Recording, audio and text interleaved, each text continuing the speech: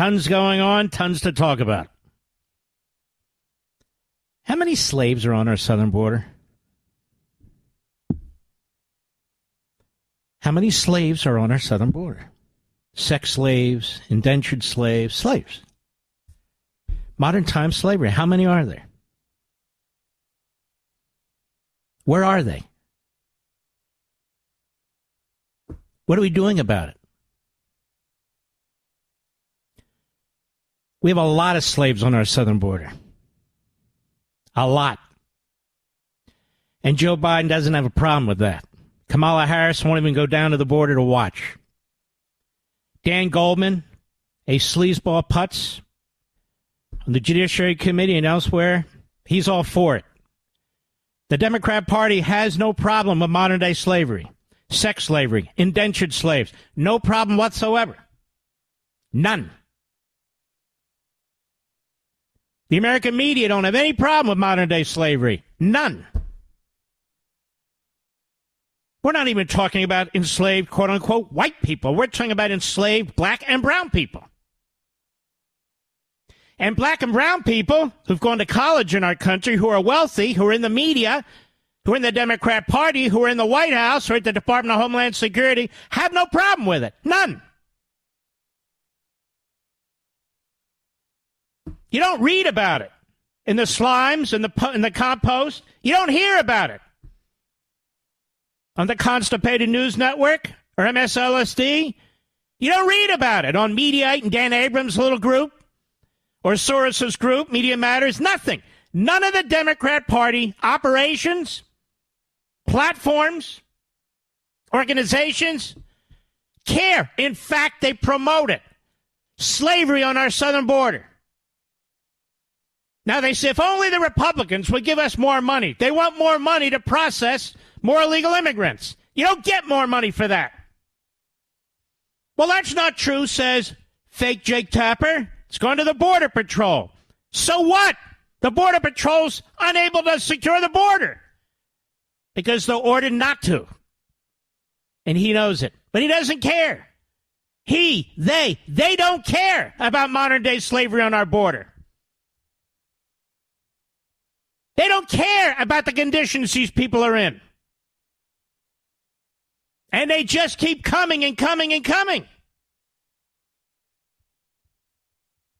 Changing our way of life in America. Changing our way of life in our cities. Consuming resources. Precious resources that are there for American citizens. The Democrat Party doesn't care that the people who are harmed the most by illegal immigrants and illegal immigration are brown and black people. They don't care. These people come from elite institutions. They're more concerned about their party than the country. They figure in the end it'll work out just fine for them and their party. Because these people have children and then they'll be indoctrinated. They'll have no connection to the Constitution. They won't speak English, won't be assimilated. Perfect. You think I'm kidding? This is all planned. This is all intentional. And they turn it into a white versus black, brown, white versus Latino. That's what they do.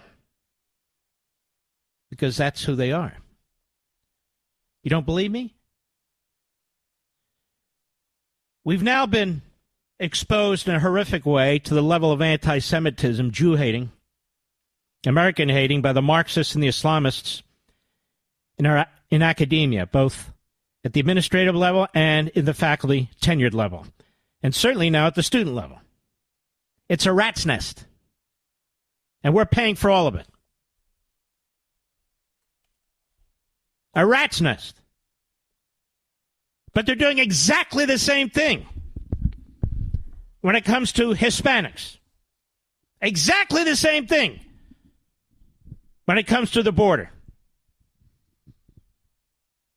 As the Marxist critical theory ideology and propaganda spread throughout academia, the media, and beyond, so do the number of movements associated with it, spawned from it. For example, another significant and growing movement is the Latino critical race theory, what they call LatCrit. Now, the average Latino or Hispanic working for a living, paying their taxes, doing what Americans do, they know nothing of this. They're not causing this. This isn't a grassroots up movement any more than any of these movements are grassroots up movements. It's top down. LatCrit in critical race theory, which, as Lindsay Perez Huber, a postdoctoral scholar at UCLA, writes, involves, quote, experiences unique to the Latino-Latina community, such as immigration, status, language, ethnicity, and culture. This is him. A LatCrit analysis has allowed researchers to develop the conceptual framework of racist nativism, a lens that highlights the intersection of racism and nativism.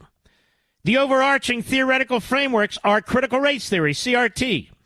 This is him. And in particular, let's see here, LatCrit. CRT, LatCrit. In educational research, unapologetically centers on the ways race, class, gender, sexuality, and other forms of oppression manifest in the educational experiences of people of color.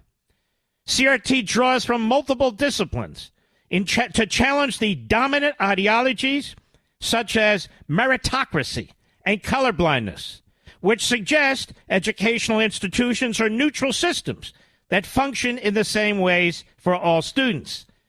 He says this framework challenges these beliefs by learning and building from the knowledge of communities of color whose education experiences are marked by oppressive structures and practices.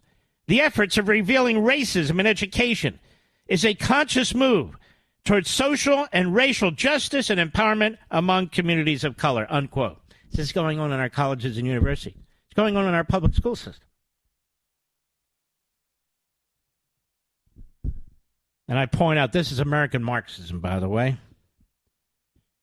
To understand LatCrit, one must understand race and racism. That is, as with critical race theory generally, the nature of white supremacy and the white dominant culture. Quote, understanding racism as a tool to subordinate people of color reveals its intent as an ideological function of white supremacy. White supremacy can be understood as a system of racial domination and exploitation, he writes, where power and resources are unequally distributed to privileged whites and oppressed people of color. Indeed, writes Huber, one can be victimized by racism despite the reality of whether or not any real difference exists. What? In other words, it's in the DNA. There's no escaping it. He says racism is defined as the assigning of values to real or imagined differences in order to justify white supremacy, to the beliefs of whites and on the expense of people of color, and thereby defend the right of whites to dominance, he says. Now, in defining racist nativism, Huber declares, quote, historically perceptions of the native have been directly tied to definitions of whiteness. Beliefs in white supremacy and historical amnesia have erased the histories of the indigenous communities that occupied the United States prior to the first white European settlers. See, I told you about this the other day. Now I'm quoting it so you understand this is what's going on. Whites have been historically and legally deemed to native founding fathers of the U.S. With this important connection between nativism and whiteness in mind, racist nativism, that would be you. That's what we're taught, you see. Racist nativism is defined as the assigning of values to real and imagined differences in order to justify the superiority of the native, who is perceived to be white, over that of the non-native, who is perceived to be people and immigrants of color, and thereby defend the native's right to dominance. you see how sick this poison is. Now, there's another professor and author, Stefanik. No, not that one, this one. She asserts that the Latino-Latina CRT has been around for half a century or so. Its progenitor, she writes, was Rodolfo Acuna. Now, stay with me on this. I know this is deep stuff, but this is where all this is coming from on the border. You'll see in a minute. Who was the first scholar to reformulate American history, to take account of U.S. colonization of land formerly held by Mexico and how this colonization affected Mexicans living in those territories. His thesis has proven as powerful for Latinos as the potent theories of Derek Bell have been in understanding the dynamics of race for blacks. The founding father of critical race theory. Always considered a moron his day, but there you are. So as I write, not only in the United States, therefore, a white-dominant, systematically racist society oppressing all people of color, but the country's very existence is illegitimate due to the colonization of Mexico's land. We're getting closer to what's going on the border. Stick with me. Hence, the true natives are the indigenous Mexicans, not the whites who promote racist nativism. Acuna's 1972 book, Occupied America. You have to understand, again, all of you folks, you're working for a living, you're doing, this is what's going on in the culture, in our schools. This is what's being taught. This is the brainwashing. And how we get results like an open border. Stick with me. So his book, Mexicans, Chicanos, in the United States today are an oppressed people. They're citizens, but their citizenship is second class at best. They're exploited and manipulated by those with more power. And sadly, many believe that the only way to get along in Anglo-America is to become Americanized themselves. Assimilated, in other words. Americanized themselves.